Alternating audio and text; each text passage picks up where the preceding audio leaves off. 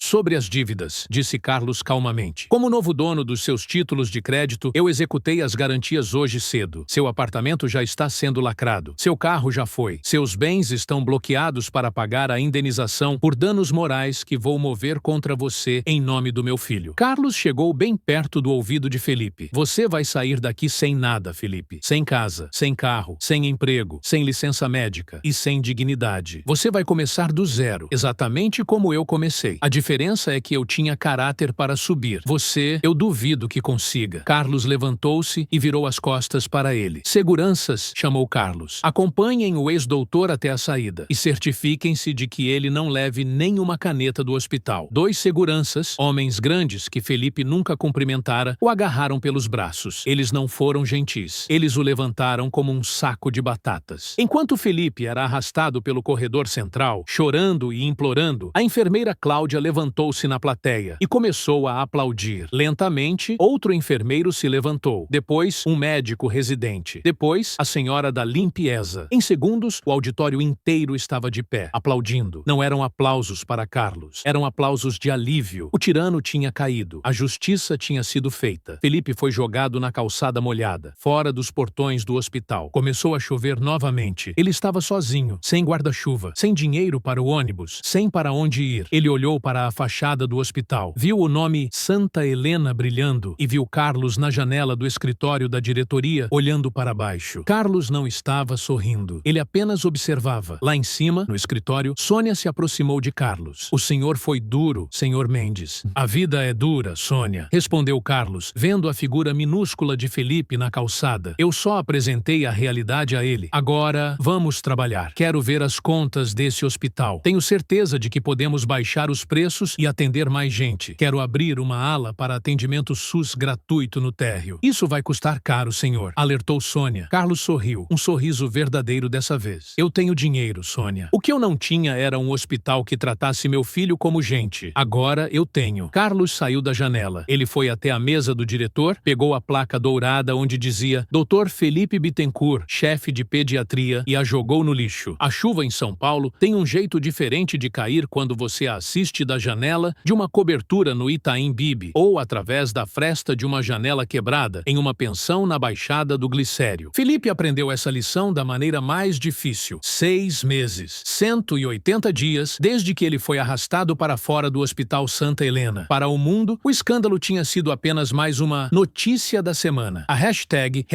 #MédicoMonstro trendou por 3 dias. Gerou memes, vídeos de reação e depois desapareceu, substituída pela próxima polêmica de celebridade. Mas para Felipe, o tempo não curou nada. O tempo apodreceu tudo. Ele estava sentado na beirada de uma cama com um colchão de espuma fina, afundada no meio. O quarto cheirava a mofo e cigarro barato, herança do inquilino anterior. Suas roupas de grife tinham sido vendidas em brechós de luxo para pagar o primeiro mês de aluguel e comida. Agora, ele vestia uma camiseta promocional de uma marca de cerveja e uma calça jeans desbotada que comprara no Brás. O Dr. Felipe Bittencourt não existia mais. O CRM cassou sua licença em tempo recorde, pressionado pela opinião pública e pelo dossiê impecável dos advogados de Carlos Mendes. Ele não podia receitar nenhuma aspirina. Seu celular tocou. Era um modelo antigo, com tela rachada, que ele comprou usado. Alô? A voz de Felipe era rouca. Ele fumava agora, o hábito barato para acalmar os nervos caros. Felipe Bittencourt era uma voz feminina, impaciente. Aqui é da RH da Limpian Brilho Serviços Gerais. Você fez uma entrevista para a vaga de supervisor de equipe de limpeza noturna. O coração de Felipe deu um salto. Era humilhante, sim. Ele, que comandava cirurgias complexas, agora comandaria faxineiros. Mas ele precisava comer. O dinheiro da venda dos relógios tinha acabado. Sim, sou eu. Ele tentou soar animado. Alguma novidade? Olha, o seu currículo é confuso, disse a mulher. Você tem doutorado em pediatria, mas está aplicando para a limpeza? Nós fizemos uma checagem de antecedentes. O estômago de Felipe gelou. E então, o sistema acusou processos ativos por danos morais e uma cassação de registro profissional por conduta antiética grave. A voz da mulher ficou fria. Nós atendemos escritórios de advocacia e bancos. Não podemos ter alguém com o seu perfil na nossa equipe. Sinto muito. O telefone ficou mudo. Felipe jogou o aparelho na parede. Ele não quebrou. Aparelhos velhos eram resistentes, diferente dele. Maldito! Ele gritou para o quarto vazio. Maldito seja aquele mecânico. Ele não assumia a culpa. Em sua mente distorcida, ele era a vítima. Carlos era o vilão que usou o dinheiro para destruir um homem bom. Felipe passava os dias alimentando esse ódio, reescrevendo a história na sua cabeça, onde ele era o herói injustiçado. A fome bateu. Ele tinha R$12 no bolso. Dava para uma marmita, ou para a passagem de ida para uma entrevista em uma lanchonete do outro lado da cidade. Ele escolheu a entrevista. Felipe pegou o metrô lotado. Ele costumava rir de quem andava de transporte público. Chamava de sardinha em lata. Agora, ele era uma das sardinhas. Ele se encolheu no canto, com medo de ser reconhecido. Mas ninguém olhava para ele. Sem o terno, sem o Rolex, sem a arrogância, ele era invisível. Ele era apenas mais um rosto cansado na multidão. A entrevista era para atendente em uma rede de fast food de luxo em um shopping center. O gerente, um garoto de 22 anos com espinhas no rosto, olhou para Felipe com desdém. Você tem 35 anos, cara? Nunca trabalhou em cozinha? Nunca serviu mesa? Eu trabalhava na área da saúde, mentiu Felipe, mas decidi mudar de ares. Gosto de lidar com o público. O garoto riu. Lidar com o público aqui não é fazer check-up, tio. É aguentar cliente gritando porque o hambúrguer veio sem picles. Você aguenta grito? Felipe lembrou de Carlos gritando na recepção. Lembrou do próprio grito quando foi demitido. Eu aguento, disse ele baixinho. Tá bom, começa hoje. Período de experiência. Salário mínimo, mais as sobras do final do dia se o supervisor liberar. Pega o avental. Felipe vestiu o avental laranja e marrom. Ele se olhou no espelho do vestiário dos funcionários. Onde antes havia um médico respeitado, agora havia um atendente de fast food. Isso é temporário, ele sussurrou. Eu vou dar a volta por cima. O turno começou. Era um inferno. O cheiro de gordura impregnava sua pele. O barulho das máquinas de refrigerante, as crianças chorando, os clientes impacientes. Felipe estava limpando uma mesa quando ouviu uma voz que fez seu sangue congelar.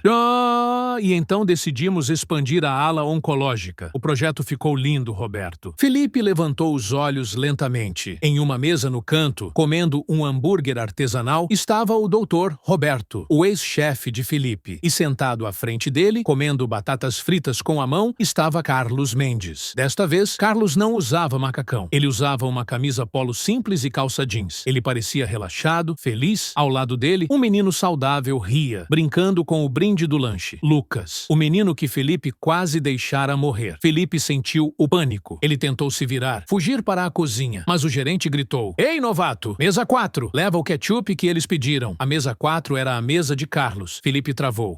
Não posso. Eles vão me ver. Eles vão rir de mim. Tá surdo! O gerente berrou. Leva agora ou tá na rua! Felipe não podia perder aquele emprego. Ele precisava comer. Ele pegou os sachês de ketchup com a mão trêmula. Ele baixou a cabeça, puxou o boné para cobrir os olhos e caminhou até a mesa. Seu coração batia tão forte que doía. Ele chegou à mesa. Colocou os ketchups rapidamente, sem olhar para ninguém. Obrigado, amigo, disse Carlos, sem olhar para cima, focado em abrir o brinquedo do filho. Felipe suspirou aliviado. Ele não tinha sido reconhecido. Ele virou as costas para sair correndo. Mas então Lucas, o menino, derrubou o copo de refrigerante. O líquido gelado e pegajoso caiu no chão e respingou no sapato de Carlos. Opa! Desastre! Riu Carlos, sem se irritar. Tudo bem, filho. Acontece. Felipe paralisou. O instinto de garçom, ou o medo do gerente, falou mais alto. Ele sacou um pano do bolso do avental e se agachou automaticamente para limpar a sujeira. Ele estava de joelhos, esfregando o chão aos pés de Carlos Mendes. A ironia era tão forte que tinha gosto de Billy. 6 meses atrás, ele chutara aquele homem por sujar seu piso. Agora, ele estava de joelhos limpando o piso para aquele homem. Carlos parou de rir. Ele olhou para o atendente que limpava com tanto frenesi. Ele viu as mãos. Mãos de quem nunca tinha pegado no pesado, mas que agora estavam cheias de pequenos cortes e queimaduras de óleo. Ele viu o relógio de plástico barato no pulso. Carlos inclinou a cabeça tentando ver o rosto sob o boné. Felipe? Perguntou Carlos. Felipe parou de esfregar. Ele fechou os olhos. Acabou. O disfarce caiu. Ele levantou o rosto. Seus olhos encontraram os de Carlos. Não havia arrogância neles agora. Só vergonha. Uma vergonha profunda, devastadora. Dr. Roberto, ao reconhecer o ex-pupilo, engasgou com o hambúrguer. Felipe? Meu Deus! O que você está fazendo aqui? Felipe se levantou lentamente. Ele queria inventar uma mentira. Dizer que era dono da franquia, que estava fazendo uma pesquisa de campo. Mas a mentira não saiu. Ele estava cansado de mentir. Eu estou trabalhando, Roberto, disse Felipe a voz fraca. Preciso pagar o aluguel. Um silêncio constrangedor caiu sobre a mesa. O shopping barulhento parecia ter ficado mudo ao redor deles. Carlos olhou para Felipe. Ele viu a magreza, viu as olheiras, viu a derrota completa. Muitos homens, na posição de Carlos, teriam aproveitado o momento. Teriam rido, teriam humilhado, teriam dito: viu? Eu avisei. Mas Carlos Mendes não era muitos homens. Ele era o homem que construíra um império porque entendia de pessoas, não apenas de números. Ele olhou para o filho, Lucas. O menino olhava para Felipe com curiosidade, sem saber que aquele homem quase o deixara morrer. Filho, disse Carlos, você lembra que o papai disse que todo trabalho é digno? Lembro, pai. Pois é, esse moço está limpando nossa sujeira. O que a gente diz? Lucas sorriu para Felipe. Obrigado, moço. Desculpa ter derrubado. Felipe sentiu as lágrimas queimarem. Aquele obrigado doeu mais que qualquer insulto. Ele não merecia a gentileza daquela criança. De nada, gaguejou Felipe. Carlos pegou a carteira. Ele tirou uma nota de R$100. Felipe recuou. Eu não quero esmola. Não é esmola, disse Carlos, colocando a nota na mesa. É gorjeta. Pelo serviço. Você limpou rápido. Foi eficiente. Carlos levantou-se. Ele olhou nos olhos de Felipe uma última vez. Sabe, Felipe, eu procurei saber de você. Soube que perdeu tudo. Soube que ninguém te contrata. É culpa sua. Felipe deixou escapar. O veneno antigo surgindo por um segundo. Você destruiu meu nome. Não! Carlos balançou a cabeça. Eu só tirei sua máscara. Quem destruiu seu nome foi você, no momento em que decidiu que um piso valia mais que uma vida. Mas... Carlos suspirou. Eu acredito que a justiça já foi feita. Ver você aqui, com esse avental, servindo mesas. Acho que a vida já te cobrou o suficiente. Carlos tirou um cartão de visitas do bolso. Não era o cartão do banco, era um cartão simples, branco. Oficina Mendes, mecânica e restauração. Se você cansar de cheirar gordura, disse Carlos, estamos precisando de alguém para organizar o almoxarifado na oficina. É trabalho pesado, suja as mãos, o salário é baixo e você vai ter que me chamar de Senhor Carlos. Mas é honesto? E ninguém lá se importa com o seu passado, só com o quanto você quer trabalhar. Ele colocou o cartão ao lado da nota de R$100. A escolha é sua, Felipe. Continuar servindo hambúrguer e culpando o mundo, ou sujar as mãos de graxa e aprender a ser homem de verdade. Carlos pegou a mão do filho e saiu andando. Dr. Roberto, ainda atônito, deixou um boa sorte murmurado e seguiu o patrão. Felipe ficou parado ali, no meio da praça de alimentação. Ele olhou para a nota de R$100. Ele olhou para o cartão da oficina. O gerente gritou lá do balcão. Ei, tá dormindo? Tem fila no caixa 2. Vem agora. Felipe olhou para o gerente. Olhou para o cartão de novo. Organizar almoxarifado. Trabalho pesado. Sujar as mãos. A ideia o repulsava. Ele era um intelectual, um cirurgião. Mas então ele olhou para suas mãos. Elas já estavam sujas. Sujas de ketchup, de gordura e de 6 meses de fracasso. Talvez a sujeira da graxa fosse mais limpa do que a vida que ele levava antes. Felipe tirou o avental. Ei, onde você vai? Gritou o gerente. Felipe não respondeu. Ele pegou a nota de R$100 e o cartão. Ele caminhou em direção à saída do shopping. Ele não sabia se aguentaria um dia na oficina. Ele não sabia se Carlos estava falando sério ou se era apenas mais um teste cruel. Mas pela primeira vez em 6 meses, Felipe não estava fugindo. Ele estava indo em direção a algo. Ele saiu na rua. A chuva tinha parado. O sol começava a rasgar as nuvens cinzas de São Paulo. Felipe respirou fundo. O ar estava poluído, mas parecia leve. Ele olhou para o endereço no cartão. Ficava na zona leste, longe. Ele tinha R$112 no bolso. Dava para o Uber. Vamos lá, ele disse para si mesmo. Vamos ver se o doutor sabe segurar uma chave inglesa. A oficina Mendes não era um lugar bonito. Era um galpão enorme na muoca, cheirando a diesel, borracha queimada e café forte. O barulho era ensurdecedor. Chaves de impacto pneumáticas gritando, marteladas em metal, rádio tocando pagode no volume máximo. Felipe chegou lá às 7h55 da manhã do dia seguinte. Ele usava a mesma calça jeans e uma camiseta branca velha. Ele tentou pentear o cabelo, mas sem gel, ele caía na testa, dando-lhe um ar juvenil e vulnerável. Ele entrou no escritório. Carlos não estava. Quem o recebeu foi Bigode, um homem que fazia jus ao apelido, com braços da grossura da coxa de Felipe e uma cara de poucos amigos. Você que é o ex-doutor? Bigode perguntou, sem tirar o cigarro de palha da boca. Sou eu, Felipe. Bigode riu, uma risada seca, como lixa passando em madeira. O patrão avisou. Disse para não aliviar. Bigode jogou um macacão cinza em cima de Felipe. Veste isso. O almoxarifado é lá no fundo. Tem 3.000 parafusos misturados numa caixa que tombou ontem. Quero tudo separado por bitola e rosca até o almoço. Se errar um, refaz tudo. Felipe pegou o macacão. O tecido era grosso, áspero. Nada a ver com a seda e o algodão egípcio que ele estava acostumado. Ele foi para o fundo do galpão. Era quente. O teto de zinco transformava o lugar num forno. Ele olhou para a montanha de parafusos no chão. Eram milhares. Enferrujados, novos, grandes, minúsculos. Rick, isso é impossível. Ele murmurou. Tá reclamando, doutor? Gritou um mecânico jovem, passando com um carrinho de ferramentas. Se quiser, o hospital é pro outro lado da cidade. Ah, esqueci. Você não pode mais entrar lá, né? Risadas ecoaram pelo galpão. Eles sabiam, todos sabiam quem ele era e o que ele tinha feito. Ele era a piada da oficina, o playboy caído. Felipe engoliu o choro e a raiva. Ele se sentou no chão de cimento sujo e começou a separar os parafusos, um por um. Sua coluna doía. Seus dedos, acostumados à delicadeza do bisturi, logo ficaram pretos de graxa e cortados pelas roscas afiadas. Às 10 da manhã, Carlos apareceu. Ele passou pelo almoxarifado. Ele viu Felipe sentado no chão, suado, sujo, contando parafusos. Carlos não disse nada. Ele apenas observou por 10 segundos e continuou andando. Felipe viu Carlos. Ele esperava um elogio, um reconhecimento, mas recebeu apenas indiferença. Ele quer que eu desista, pensou Felipe. Ele está esperando eu jogar tudo pro alto e ir embora. Mas eu não vou. Eu não tenho para onde ir. O primeiro mês foi um inferno. Felipe não era chamado pelo nome. Era chamado de doutor, mão de fada, princesa. Ele varria o chão. Ele lavava peças com querosene que queimava sua pele. Ele buscava café. Mas algo começou a acontecer no segundo mês. Um dia, Bigode estava lutando com um motor V8 antigo que não pegava o ponto. Ele, para gaguejava, chutava a bancada. Felipe, que estava limpando ferramentas ali perto, observou. Ele não entendia de motores,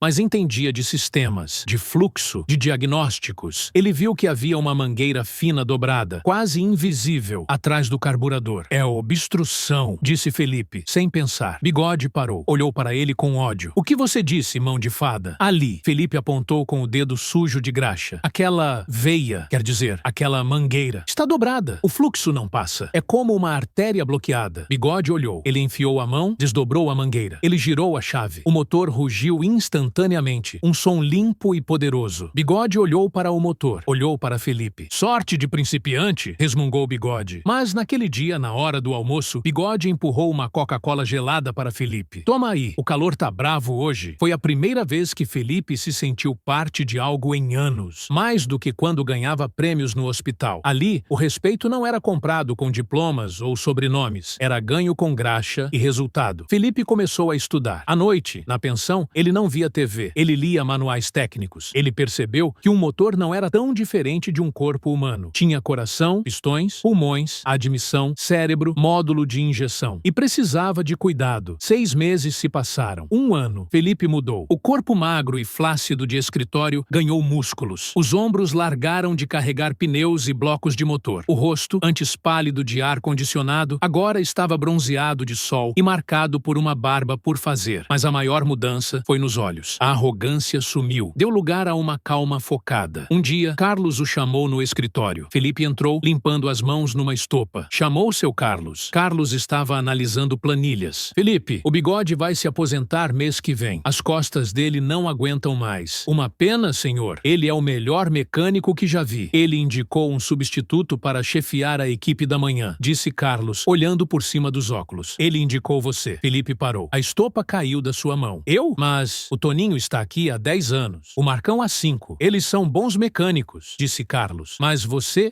tem o diagnóstico? Você entende o porquê das coisas. E, surpreendentemente, você aprendeu a lidar com a equipe. Eles te respeitam, Felipe. Não porque você é doutor, mas porque você é o primeiro a chegar e o último a sair. Carlos se levantou e caminhou até a janela que dava para o galpão. Você lembra do dia que eu te ofereci esse emprego? Lembro todo dia, senhor. Eu achei que você ia durar uma semana, confessou Carlos. Eu fiz aquilo para provar um ponto. Para esfregar na sua cara que você não aguentaria o trabalho de lixo. Carlos virou-se para ele. Eu estava errado. Você aguentou e você melhorou. Carlos abriu uma gaveta e tirou uma caixa. Dentro havia um macacão novo, azul escuro, com o nome Felipe, bordado no peito. E embaixo do nome, gerente técnico. O salário é 5 vezes o que você ganha hoje. Dá para alugar um apartamento decente, sair daquela pensão. Felipe tocou o bordado com os dedos calejados. Seus olhos encheram d'água. Ele não chorava há muito tempo. Obrigado, Carlos. Eu não sei o que dizer. Não diga nada. Vá trabalhar. Temos 3 Ferraris chegando hoje à tarde e eu não quero ninguém arranhando elas. Felipe pegou o macacão. Ele sorriu. Um sorriso verdadeiro. Pode deixar. Vou tratar como se fossem bebês recém-nascidos. Ele saiu do escritório. Ao passar pela porta, ele olhou para o próprio reflexo no vidro. Ele não viu o Dr. Felipe Bittencourt. Aquele homem tinha morrido. Ele viu Felipe, o mecânico. E pela primeira vez na vida, ele gostou do homem que viu no espelho. Salto temporal. 2 anos depois. Era uma noite de gala no Hospital Santa Helena. O evento beneficente anual. A elite de São Paulo estava lá. Diamantes, smokings, champanhe. Carlos Mendes, o anfitrião, subiu ao palco. Ele usava um smoking impecável. Ao seu lado, Lucas, agora com 10 anos, saudável e forte. Boa noite a todos, disse Carlos. Hoje estamos inaugurando a nova ala de pediatria social. Um projeto que vai atender 500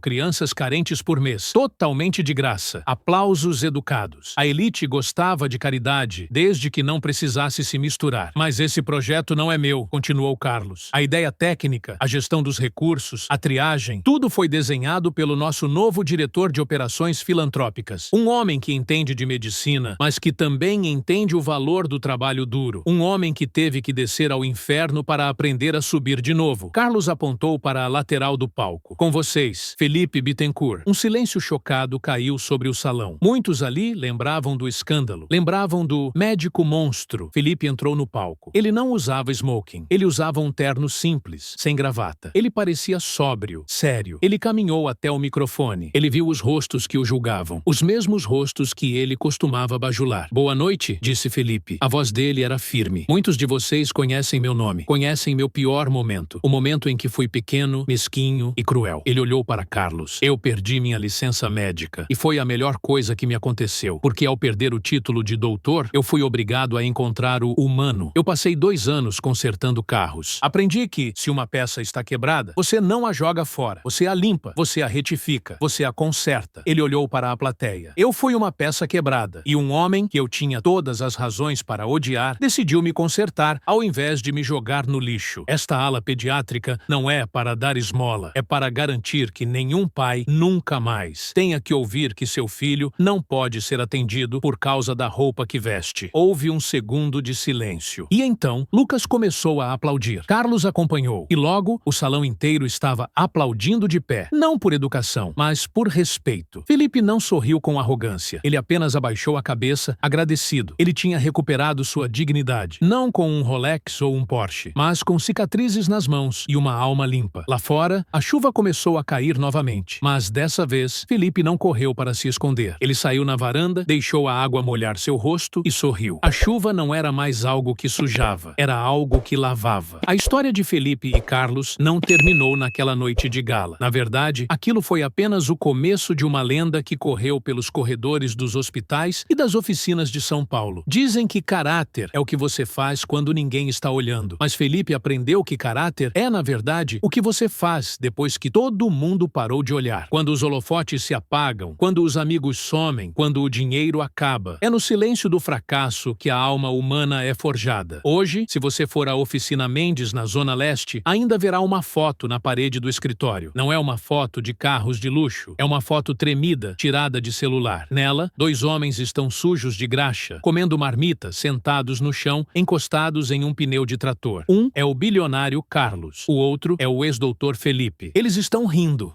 de verdade. Essa foto vale mais do que qualquer diploma pendurado na parede do Santa Helena. Carlos Mendes provou que a vingança mais doce não é destruir o inimigo, é transformá-lo. Ele poderia ter esmagado Felipe como um inseto. Ele tinha o poder, o dinheiro e o motivo. Mas ele escolheu o caminho mais difícil, o da pedagogia da dor. Ele quebrou o orgulho de Felipe para que o homem pudesse nascer. E Felipe provou que não existe fundo do poço que não tenha uma mola. Ele caiu do topo do mundo para o chão de uma cozinha de fast food. Mas ele não ficou lá. Ele usou a humilhação como combustível. Ele trocou a vaidade pela virtude. A vida é um ciclo estranho. Num dia, você é o rei que chuta o mendigo. No outro, você é o servo que limpa o chão do rei. E se você tiver sorte, se tiver muita sorte e aprender a lição, no terceiro dia, você descobre que rei e servo são apenas roupas diferentes vestindo a mesma carne, os mesmos medos e a mesma esperança. O Hospital Santa Helena hoje é referência mundial em atendimento humanizado. Não há mais piso de mármore importado na recepção. Carlos mandou trocar por um piso antiderrapante simples. Piso é para pisar, ele diz. Gente é para cuidar. E na entrada da nova ala pediátrica há uma placa de bronze. Não tem o nome de nenhum político ou doador rico. A placa diz apenas: aqui não se olha a roupa, aqui se olha a alma. Dedicado a Lucas, que nos ensinou a ver, e a Felipe, que aprendeu a enxergar. Se você chegou até aqui, se ouviu essa história até o final, talvez você esteja passando pelo seu próprio momento de fundo do poço. Talvez você tenha perdido tudo. Talvez tenha cometido um erro terrível. Lembre-se do Felipe. O fim de uma carreira não é o fim da vida. A perda de um bem não é a perda do valor. Enquanto houver ar nos seus pulmões e força nas suas mãos, sejam elas mãos de cirurgião ou mãos de mecânico, há chance de recomeçar. Não tenha medo da graxa. Não tenha medo de começar de novo, do zero, varrendo o chão se for preciso. Porque a dignidade não está no que você tem, está em quem você se torna enquanto busca o que quer. O mundo dá voltas. A roda gigante gira. Quem está em cima hoje pode estar embaixo amanhã. Por isso, seja gentil na subida, porque você vai encontrar as mesmas pessoas na descida. E se um dia alguém sujo e desesperado entrar no seu caminho pedindo ajuda, não olhe para o chão, não olhe para o seu sapato, olhe nos olhos, porque você nunca sabe. Aquele ninguém pode ser a pessoa que vai te salvar de você mesmo. E você, conhece alguém que precisa ouvir essa mensagem hoje? Alguém que precisa lembrar que o mundo dá voltas? Se essa história tocou seu coração de alguma forma, não deixe ela parar aqui. Inscreva-se no canal e ative o sininho agora. Por que fazer isso? Porque aqui nós Nós não contamos apenas histórias. Nós revelamos as verdades que a vida ensina, mas que a gente esquece de aprender. Ao se inscrever, você garante seu lugar na primeira fila para a nossa próxima saga. E acredite, a próxima história vai fazer essa parecer apenas um aquecimento. Deixe seu like se você acredita na lei do retorno. E comente aqui embaixo. O mundo gira. Eu vou dar coraçãozinho nos melhores comentários. Obrigado por assistir. A gente se vê na próxima volta da Roda Gigante. Até lá.